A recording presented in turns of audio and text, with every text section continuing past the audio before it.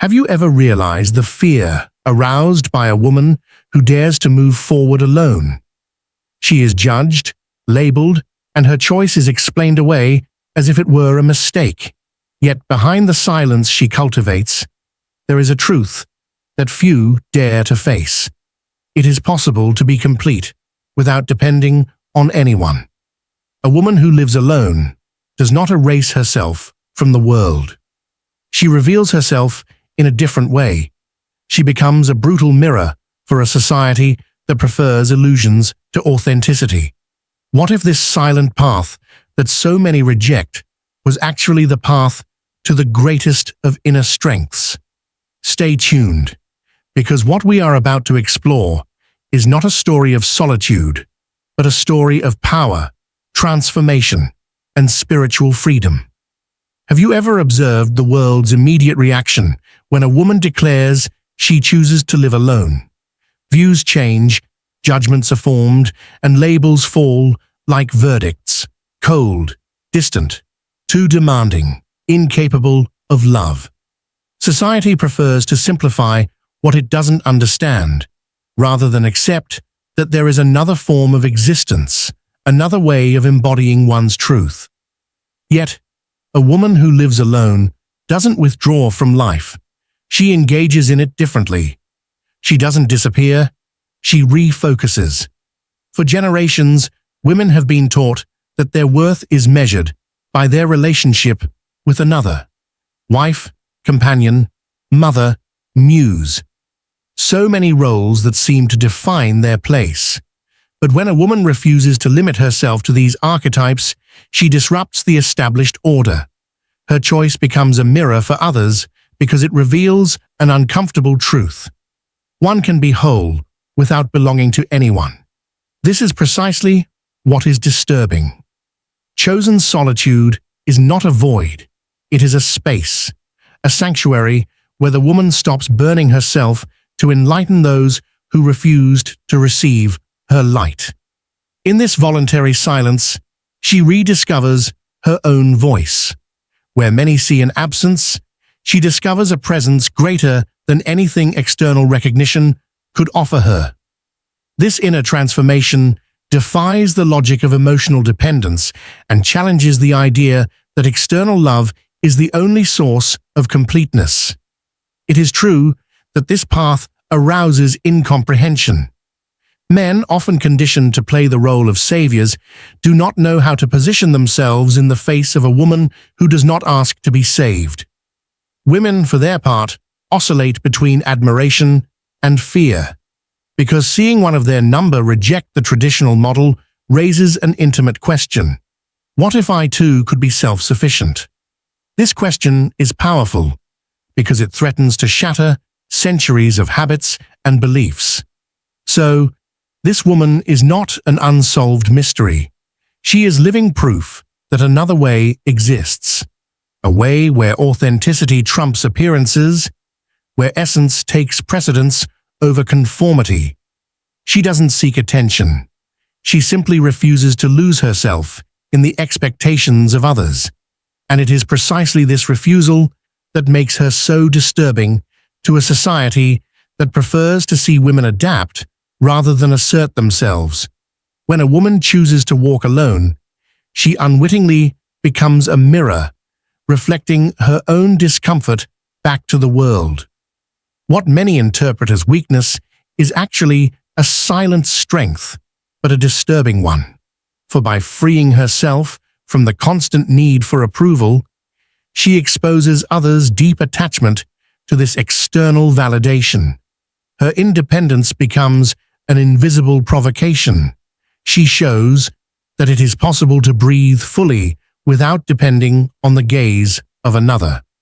Carl Jung spoke of the shadow as that part of ourselves that we reject, but which nevertheless continues to inhabit us.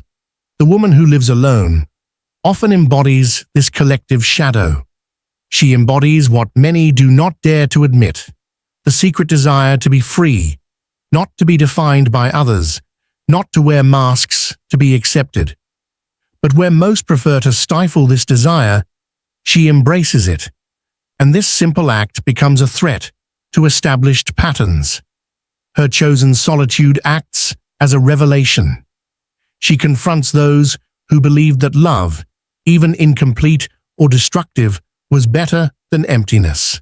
She forces us to question the illusions we cling to. For she is not looking for a savior. She is not seeking to be fulfilled. She has already understood that she is complete. What she is waiting for is not a half to complete her, but a whole being capable of walking by her side. This position, far from being a posture of pride, is a loyalty to herself. She refuses to settle for empty promises, superficial relationships, or temporary attention. She now knows that true love is not begged for. It manifests itself in reciprocity.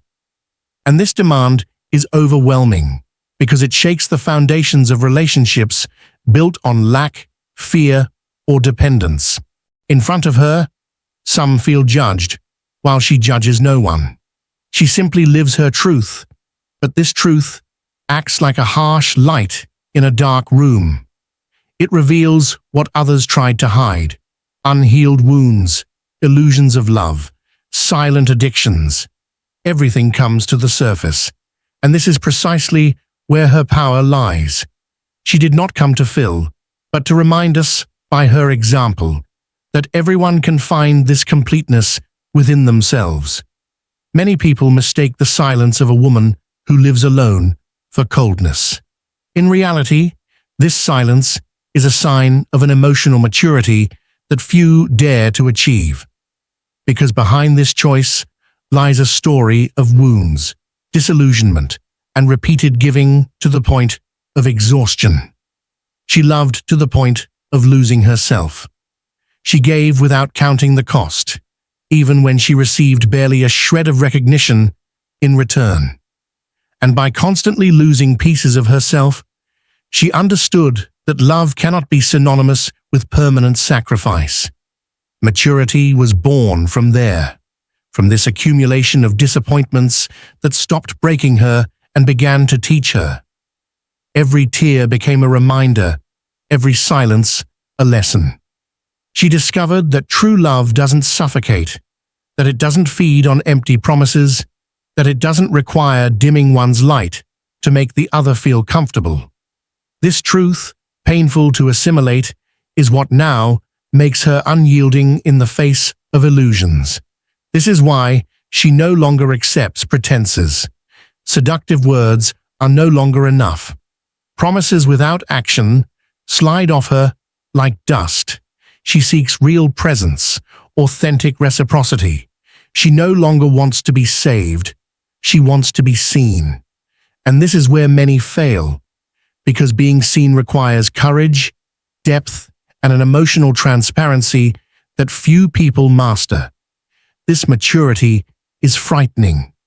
It frightens because it rejects the games most have become accustomed to. Where some think seduction is enough, it demands truth. Where many want to avoid difficult conversations, it demands depth. Where the world seeks distraction, it seeks presence. This difference creates a tension, almost an invisible barrier. Only those who have done the same inner work can cross it. Many turn away, not because she is unattainable, but because they are unwilling to be honest with themselves. In this sense, her maturity becomes a silent weapon. She has no need to argue, prove, or justify herself. Her very presence reveals the flimsiness of the masks around her. She doesn't shout her truth, she embodies it. And this embodiment alone is enough to disrupt an entire system of relationships built on illusion. When a woman decides to live alone, many see it as a private matter, a personal choice.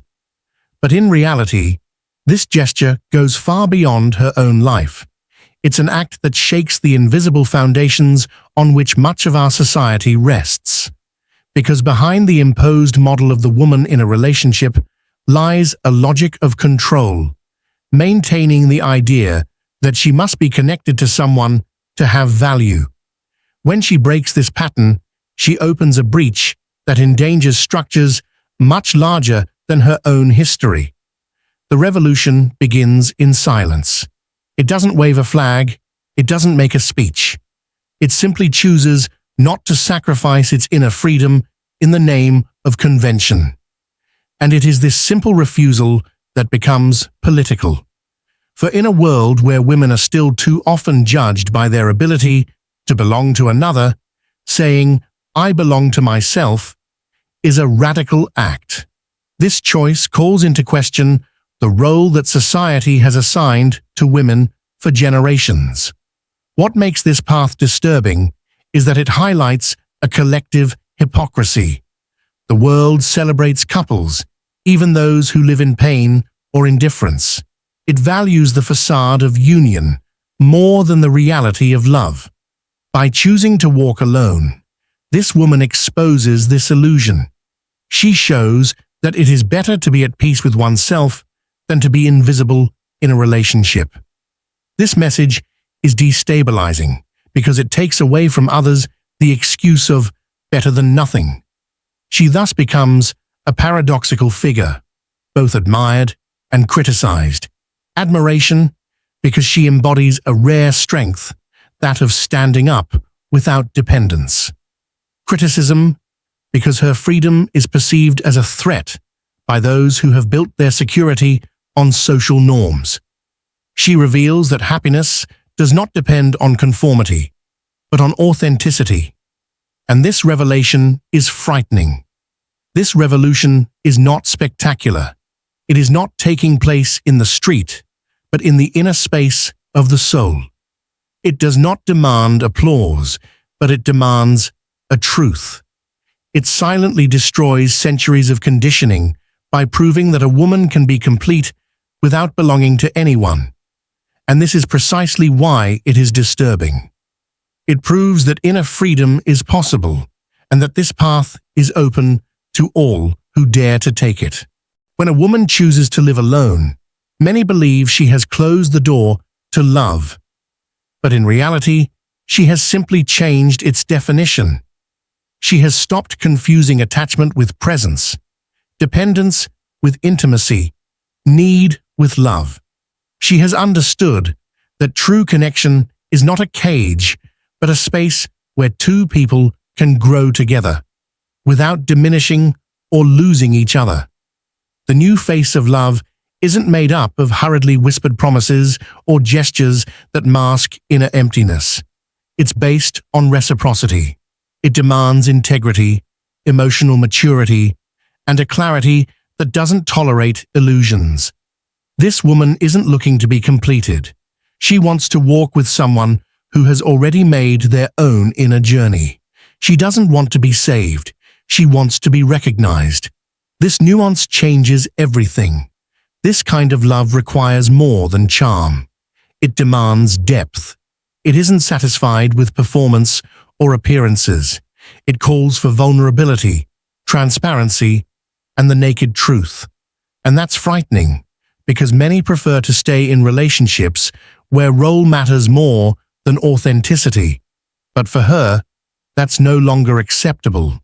The price she's paid in the past has taught her that losing her soul to keep a relationship is the greatest betrayal. So she waits, not impatiently, but loyally.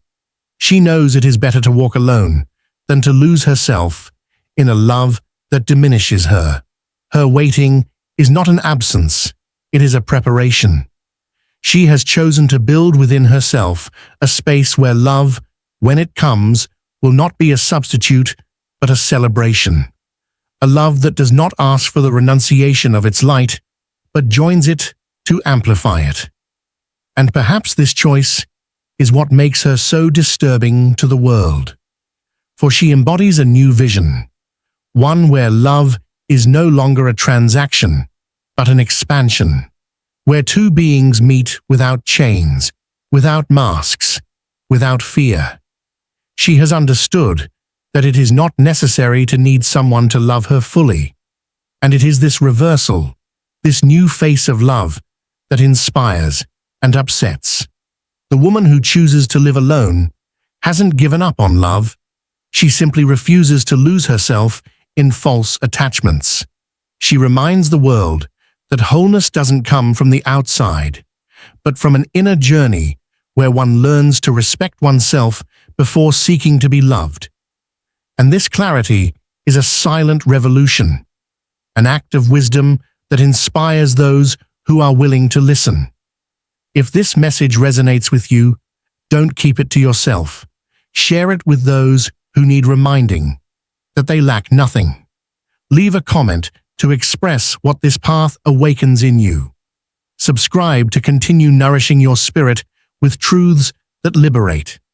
Because deep down, the greatest transformation begins when we dare to walk towards ourselves.